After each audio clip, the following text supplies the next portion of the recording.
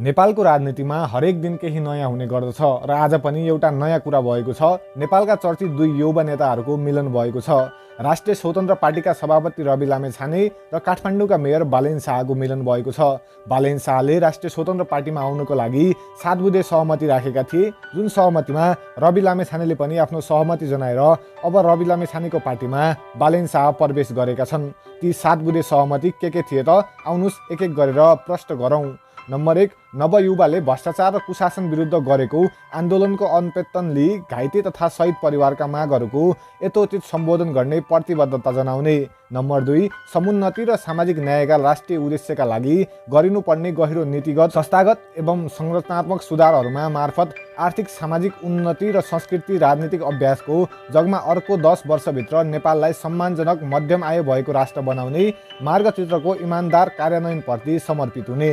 Number 3, पहिलो पक्ष र दोस्रो पक्षबीच वृहत एकता भए पश्चात स्थानीय हुने राजनीतिक दलको नाम राष्ट्रिय स्वतन्त्र पार्टी, दलको झण्डा साबिकै नीलो पृष्ठभूमिको मध्य भागमा सेतो रङको गोलाकार, बीचमा नीलो रङको घण्टीको आकृति, दलको चुनाव चिन्ह घण्टी र केन्द्रीय कार्यालय काठमाडौँ उपत्यकामा रहने। नम्बर 4, राष्ट्रिय स्वतन्त्र पार्टीको केन्द्रीय सभापतिमा रवि लामेछाने रहने र आसन्न प्रतिनिधि सभाको निर्वाचनपछि संसदीय दलको नेता तथा भावी प्रधानमन्त्रीको उम्मेद्वार बालेन्द्र शाह हुने। नम्बर 5, वृहत एकता पश्चात पार्टीको सङ्गठनात्मक संरचनालाई थप सक्षम र फराकिलो बनाउन युवा अभियन्ता एवं अनुभवी विज्ञहरूलाई समुचित समायोजन गर्दै जिम्मेवारी तोक्दा योग्यता, समावेशिकता र सार्वजनिक छविलाई आधार मान्ने। नम्बर 6, आसन्न आम निर्वाचन लगत्तै एक सम्झौता बमोजिम राष्ट्रिय स्वतन्त्र पार्टी सम्बन्धित दस्तावेज निर्वाचन आयोगमा अवधि गर्ने। त्यस्तै नम्बर 7, राष्ट्रिय स्वतन्त्र पार्टीको सिद्धान्त, नेतृत्व र चुनाव चिन्ह घण्टीमा गोलाबद्ध भई लोकतान्त्रिक सुशासन, समुन्नति र सामाजिक न्यायमा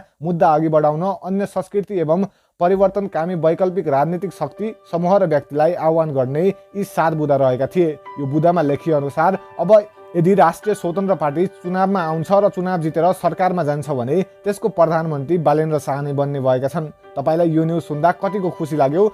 जसरी काठमाडौँको मेयर बनेर काठमाडौँ चम्काएका थिए के बालेन्द्र शाहले नेपालको प्रधानमन्त्री बनेर नेपालको पनि मुहार फेर्न सक्लान् त? बुढो नेताहरूको मिलन सुनेर हाम्रो वाक्क दिक्क लागेको कानहरूलाई यो न्युज सुन्दा कतिको खुसी लाग्यो त? आफ्नो प्रतिक्रिया, सम्पूर्ण कुराहरू तल कमेन्ट बक्समा लेख्न चाहिँ नभुल्नु होला र भावी प्रधानमन्त्री यदि बालेन्द्र शाह बन्यो भने उनको भिजन के कस्तो होला त्यो विषयमा पनि तल कमेन्ट बक्समा छलफल गर्नु होला। म त्यसको रिप्लाई अवश्य पनि दिनेछु। त्यसै गरी हाम्रो च्यानलमा नयाँ हुनुहुन्छ भने यस्तै राजनीतिसित रिलेटेड अपडेटको लागि हाम्रो च्यानललाई सब्स्क्राइब गरी बेल आइकन दबाउन चाहिँ नभुल्नु होला।